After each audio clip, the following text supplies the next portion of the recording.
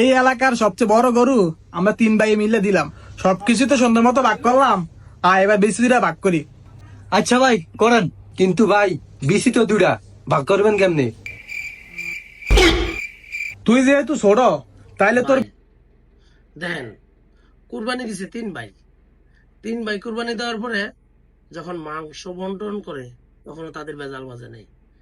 যখন গরু দুইটা বিচি হইছে, এখন কুরবানি দিছে 3 ভাই, বিচি হইছে 2টা। এখন বড় ভাই বলতেছে তখন বিচি নেওয়া লাগবো না, বিচি আমি নেই। ছোট ভাই বলতেছে তোদের বিচি নেওয়া লাগবো না, বিচি আমি নেই। এখন যখন নাকি মেজু ভাই বলতেছে তোদের বিচি নেওয়া লাগবো না, আমি নেই। ভাই আমরা এই সমাজে সবকিছু নিয়ে লাগি না, সামান্য স্বার্থের জন্যই লাগি। দেখেন, যখন কুরবানি দিয়া সবকিছু ঠিক মতন বন্টন হইছে, সামান্য 2টা বিচি নিয়ে লাগছে।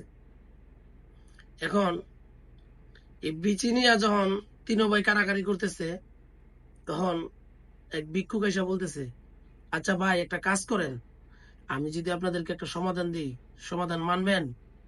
3 ভাই বলতেছে হ্যাঁ মানবো।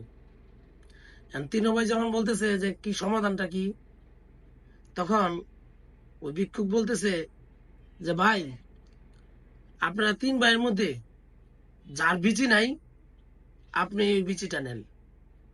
এখন 3 ভাই তো লজ্জা পেয়ে গেছে গা, আরে বিচি নাই মানে। তখন 3 ভাই বলতেছে না ভাই আমি বিচি নিবো না। বড় ভাই বলতেছে আমি বিচি নিবো না, ছোট ভাই বলতেছে আমি বিচি নিবো না, তখন মেজো ভাই বলতেছে আমি বিচি নিবো না। তো এখন বিচি কি করব?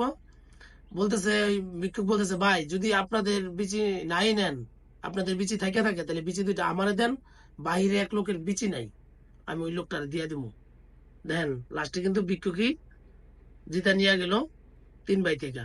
আর এই 2টা বিচি যদি 3 ভাইয়ের মধ্যে থাকতো, তাহলে কিন্তু গ্যাঞ্জাম লাগিয়েই থাকতো। তো এই সমাধানটা ভিক্ষুকই একমাত্র দিয়ে গেল। ভিডিওটা সবাই বেশি বেশি শেয়ার করে দিবেন।